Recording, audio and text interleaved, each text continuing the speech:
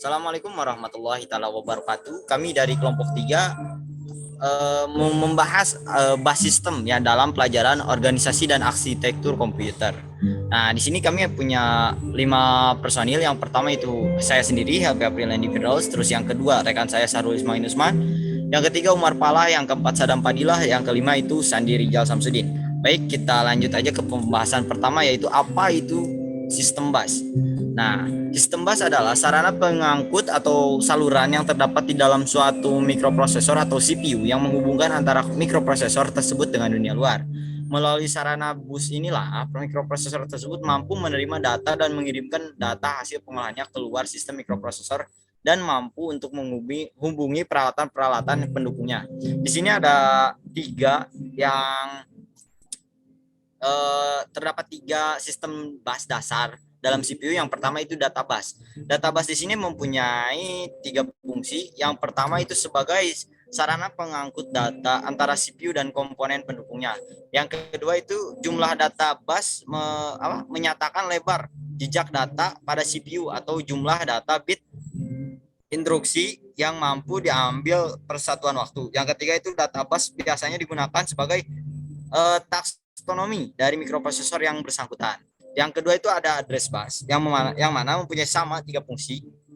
Yang pertama itu sebagai sarana pembawa alamat dari mikroprosesor ke komponen pendukungnya. Yang kedua itu tiap komponen pendukungnya di dalam sistem komputer harus mempunyai alamat yang unique, atau unique itu adalah jelas.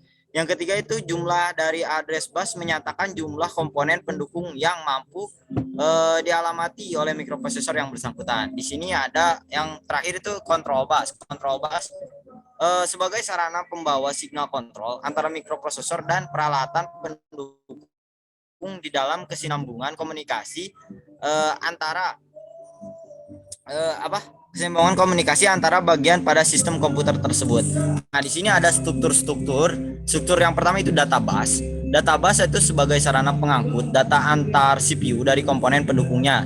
Nah, ini kan yang tadi yang saya sudah sebutkan juga, ini termasuk struktur yang tadi fungsi-fungsi dari tiga komponen sistem bus yang ada gitu, yang dasarnya. Nah, mungkin cukup sekian penjelasan dari saya. Mungkin rekan saya akan dilanjutkan oleh rekan saya mengenai penjelasan sistem bus ini. Baik, untuk rekan Sahrul, waktu dan tempat saya persilahkan ya. Di sini saya akan menjelaskan tentang kontrol signal yang digunakan pada sistem komputer. Kontrol sinyal ini merupakan suatu komponen sistem pengaturan yang berfungsi mengelola sinyal umpan balik dan sinyal masukan acuan atau sinyal error menjadi sinyal kontrol. Nah, kontrol ini adalah bagian dari Central Processing Unit yang mengendalikan arus informasi antara memori Arithmetic Logic Unit atau ALU dan berbagai komponen lain di dalam sebuah komputer. Nah, kontrol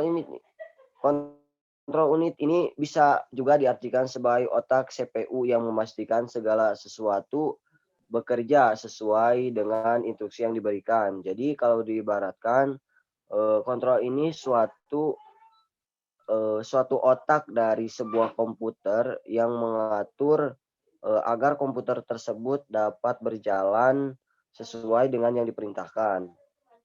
Adapun kontrol-kontrol yang digunakan atau elemen-elemen yang digunakan pada kontrol sinyal ini ada beberapa, yaitu memory read, input output read, input output read, transfer ACK, bus request, bus grant, interrupt request, interrupt ACK, reset, dan clock. Bisa digeser sedikitnya, Pak. Nah, untuk gambar struktur dari bus pada PC ini bisa kita lihat bersama-sama ya. Saya tidak bisa menjelaskan secara lebih rinci untuk struktur-struktur bus pada PC ini. Jadi kita bisa lihat dan memahami bahwa elemen-elemennya seperti ini gitu. Nah, bisa terus Pak. Nah, adapun saluran-saluran bus Bus itu terbagi menjadi beberapa bagian ya. Bus lokal. Bus ini merupakan bagian dari peralatan yang menggunakan dan mengontrol, terdiri dari set kawat, kabel, trace. Nah, jika bus lokal tersebut diproduksi sebagai bagian dari papan sirkuit. Yang kedua ada expanded local bus. Poin-poin dari expanded local bus ini, yang pertama digunakan dalam sistem mikrokomputer. Yang kedua, bus lokal dengan fungsi khusus untuk penggunaan di luar CPU. Yang ketiga, memiliki kesamaan dengan bus sistem dalam hal memberikan sinyal kontrol standar selain memberikan lintasan data dan alamat. Yang keempat, bersifat lokal dan dalam artian bahwa clock CPU dan sirkuit waktu pengaturannya. Bisa digeser, Pak. Nah, adapun jenis bus ada 2 tipe pada umumnya.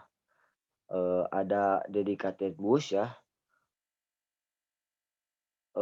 Bus dedicated bus adalah bus yang khusus menyalurkan data tertentu. Merupakan metode di mana setiap bus secara permanen diberi fungsi atau subjek fisik komponen komputer. Contohnya seperti alamat dan data. Nah, adapun keuntungan dari dedicated ini yaitu hasil keluaran yang tinggi karena hanya terjadi kemacetan lalu lintas data yang kecil. Dan kerugian dari dedicated ini meningkatnya ukuran dan biaya sistem. Nah, jenis yang kedua dari jenis bus ini ada multi expert. Multi expert merupakan suatu metode penggunaan yang sama untuk berbagai keperluan sehingga menghemat ruang biaya. Jadi multi-flexed dan dedicated ini untuk penggunaan suatu ruang itu sebaliknya ya dari dedicated tadi. Multi-flexed merupakan suatu penggunaan yang sama untuk berbagai keperluan sehingga menghemat ruang dan biaya.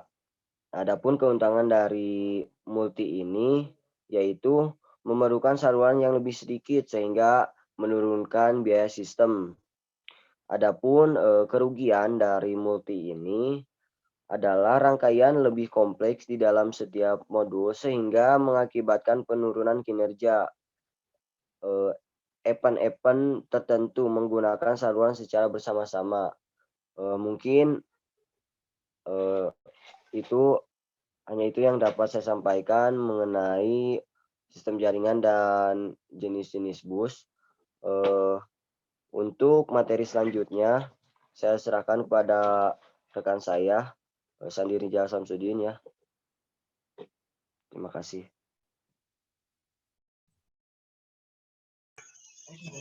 Ya, untuk sistem bus sendiri ada yang disebut metode arbitrasi.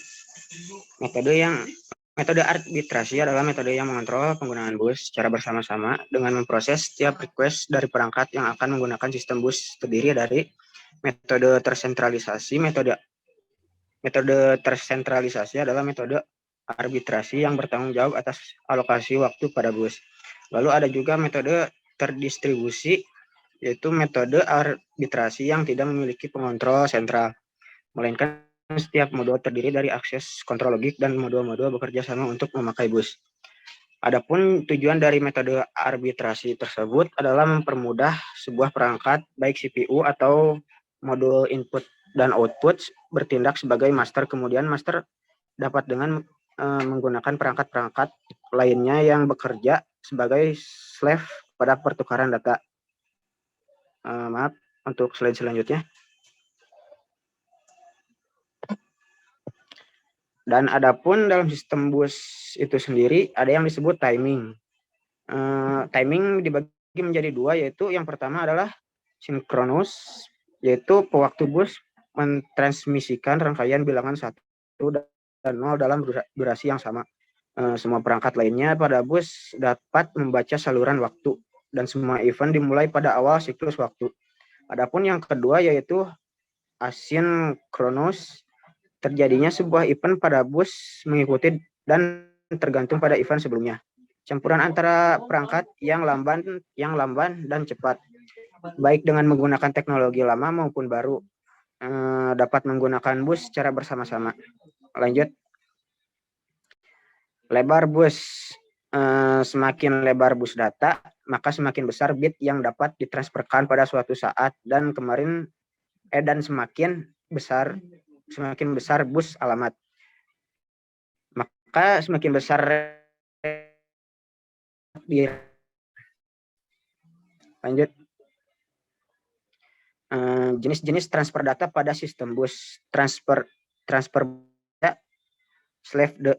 slave ke master. Slave menaruh data pada bus begitu slave mengetahui alamatnya dan telah mengambil data. Yang kedua, transfer tulis master ke slave. Master menaruh data pada bus data begitu alamat telah stabil dan slave telah mempunyai kesempatan untuk mengetahui alamatnya. Dan yang ketiga ada read modified write, sebuah operasi baca yang diikuti oleh operasi tulis ke alamat yang sama dan alamat hanya di broadcast satu kali saja pada awal operasi. Tujuan utama dari read modified write yaitu melindungi sumber daya memori yang dapat dipakai bersama dalam sistem multiprogramming. Yang keempat ada read after write, yaitu operasi yang tidak dapat dibagi-bagi berisi operasi tulis dan yang diikuti oleh operasi baca dari alamat yang sama. Operasi ini dibentuk untuk tujuan pemeriksaan. Selanjutnya, untuk selanjutnya akan dilanjutkan oleh Saudara Sadam untuk contoh bus sistem.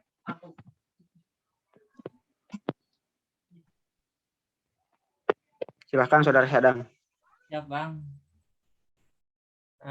SCI, Small Computer System Interface adalah seperangkat standar untuk menghubungkan dan mentransfer data secara fisik antara komputer dan perangkat periferal. Selanjut. Bus P1394 atau Firewire, semakin pesatnya kebutuhan bus I/O berkecepatan tinggi dan semakin cepatnya prosesor saat ini yang mencapai 1 GHz, maka perlu diimbangi dengan bus berkecepatan tinggi. Bus SCSI dan PCI tidak dapat mencukupi kebutuhan saat ini sehingga dikembangkan bus performance tinggi yang dikenal dengan Firewire P1393 standar IEEE.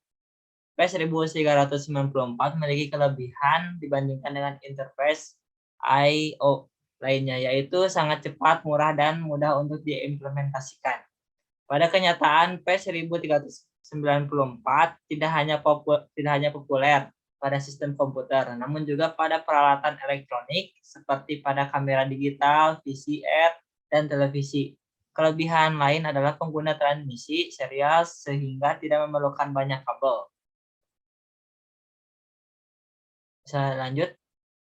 USB, Universal Serial Bus. USB adalah standar bus serial untuk perangkat penghubung, biasanya kepada komputer, namun juga digunakan di peralatan lain seperti konsol permainan, ponsel, dan PDA. Oke, selanjutnya di sini ada bus. Bus ini merupakan bus tercepat dalam sistem dan menjadi bus inti dalam chipset